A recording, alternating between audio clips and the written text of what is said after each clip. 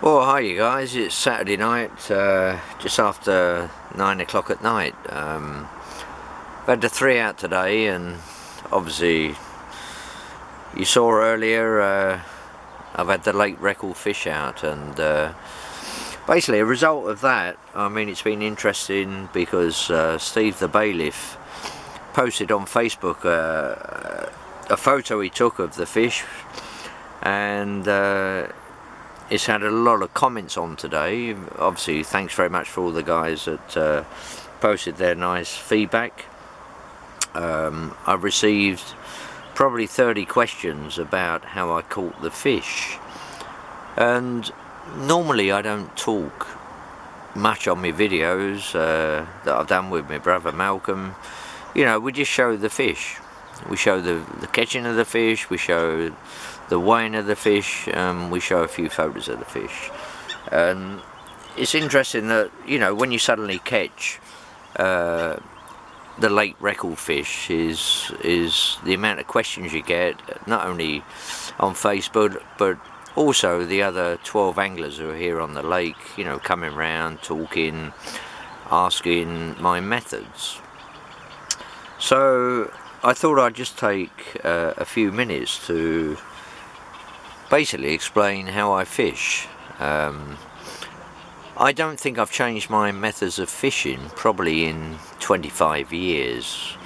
Malcolm and I started fishing 40 years ago. I caught my first carp, weighed 26 pound 12 from Dartford Brooklands Lake when I was about 16 years old, and that got me into carp fishing, and basically Malcolm and me, we've been fishing ever since.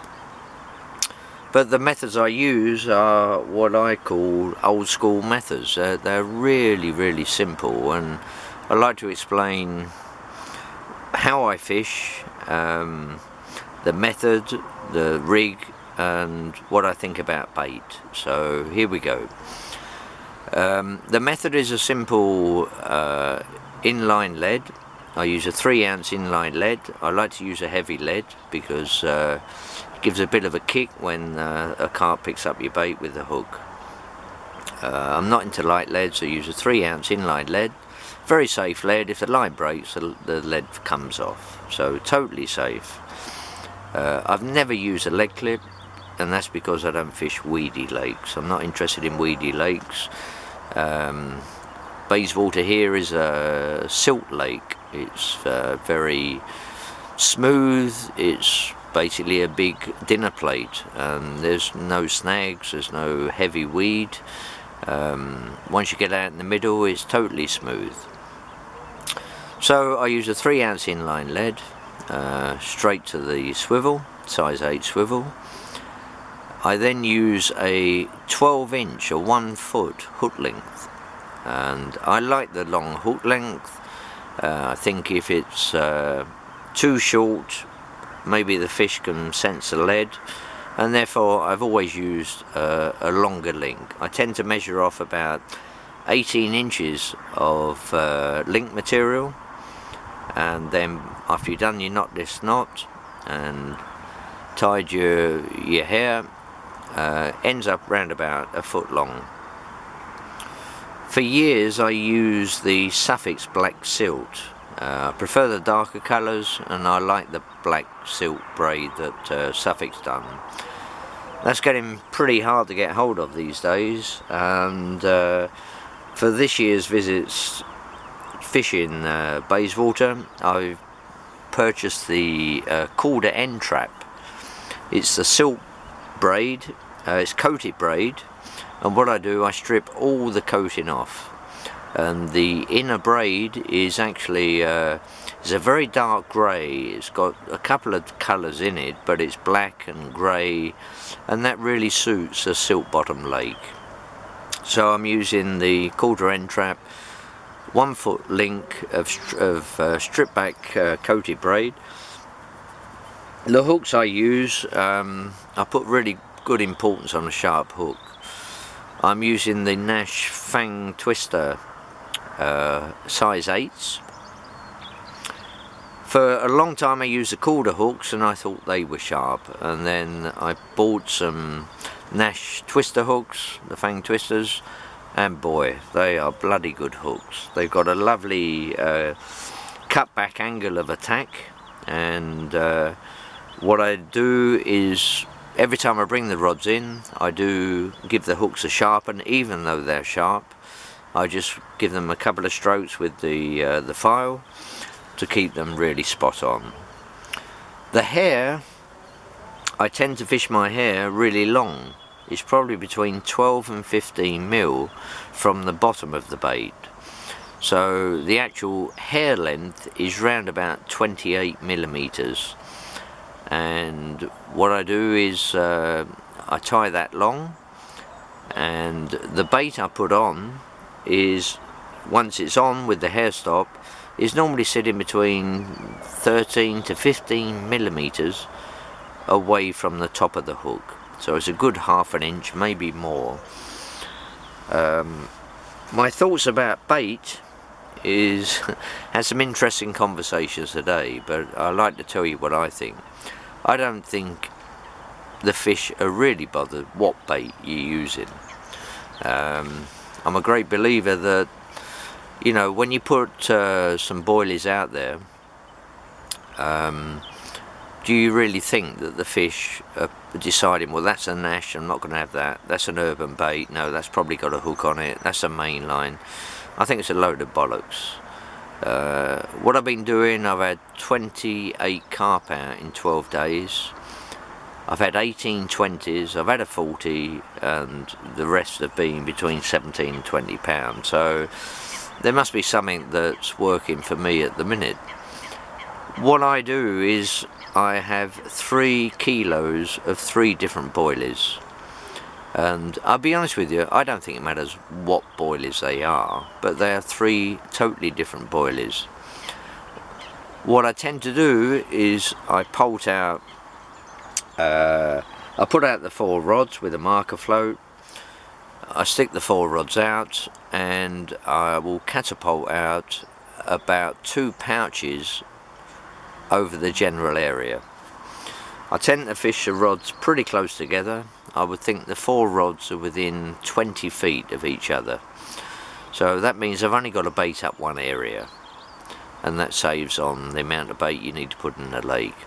I don't put massive amounts of baits in. I've been here since Wednesday and I haven't used 1.5 kilos of bait yet. And yet I've had 4 fish and nobody else has really had anything. By putting out 3 different baits, they're 3 different colours, 3 different flavours, 2 different manufacturers, what I then do, I fish all 4 rods on just one of those baits.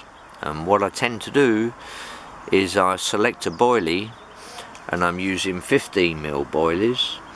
It's just a single 15mm boilie on the hair. I don't use pop-ups, I don't use snowmen, I don't do chod rigs. It's just a simple 15mm boilie on the hair that's sitting 15mm from the top of the hook. And that method works for me very well. Now I'm fishing 3 different boilies from 2 different manufacturers, and I put 4 baits out on the hook, on the hair, over that patch. And I'm pulling fish. Now I'm pretty sure that if I change the next day the 4 rods to one of the other colours, I will still catch fish. And why don't I put corn, a little piece of corn on the boilie? Because if I'm pelting out 200 boilies into the patch where I'm fishing, and these are single boilies sitting on the bed of the lake, if the fish have any intelligence, why are they going to pick up anything that doesn't look like the rest of the bait? So that's why I don't put corn on, I don't put foam on, I don't put a snowman on, because it looks totally different from everything else that I've put out. What I do is just put the same bait out, but I select which colour I'm going to use, and that's based on the longevity of how long the bait will stay on the hair in the lake. This week I've been here 3 days and I've only cast out 3 times. and that's because I tend to cast out round between 9 and 10 every morning. I fill the lead down, and then I draw the lead back about 2 feet to make sure that there is no snags. And by drawing it back just as it hits the ground, it means the link material is stretched out behind it because the lead's heavier. So the lead comes first, the hook link is straight, and the boilie is sitting at the end on the hair with the hook. When I feel that, I've got no reason to bring my rods in.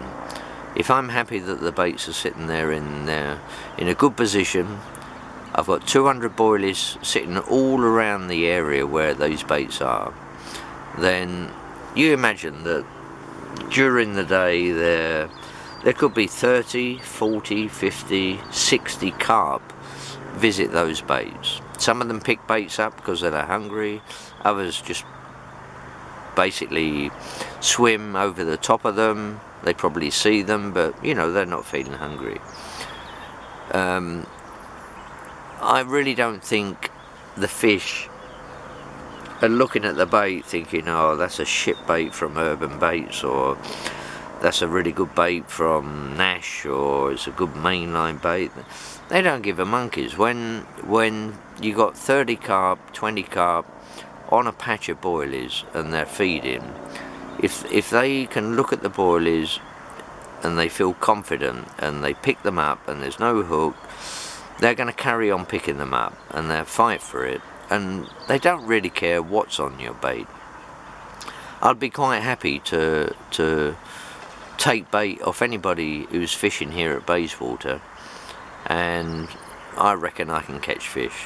And I don't care, they don't have to tell me what bait it is, but I'll always put it out there with 2 other baits, 2 other boilies, different colours, have 3 different colours of baits on my patch.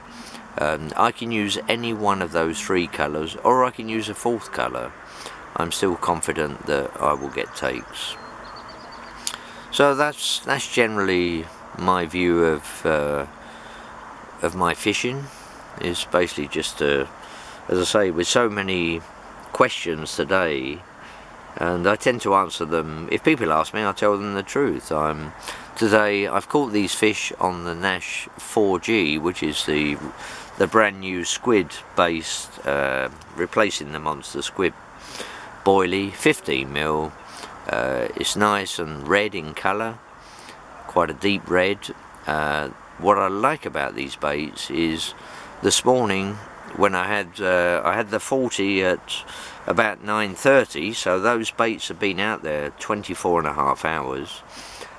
Within half an hour I had another take, so there was 25 hours, and because of catching the big one, I sat and had the coffee with the bailiff, and I didn't bring the other 2 rods in till about 11 o'clock, so they've been out there 27 hours.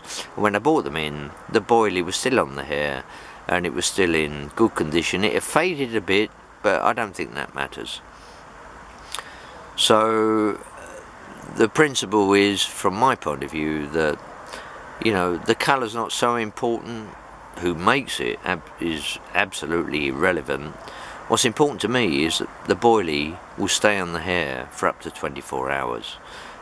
Because if your bait's in the right position, you've got bait all around it, when the fish come to feed, I guarantee you will get a pickup. So sorry to waffle on. I thought, as I say, it's quite interesting when you get so many questions. I thought, well, I'll put a bit of information of how I fish, and that's my method. Okay guys, let's see if we get anything else out tonight. Cheers.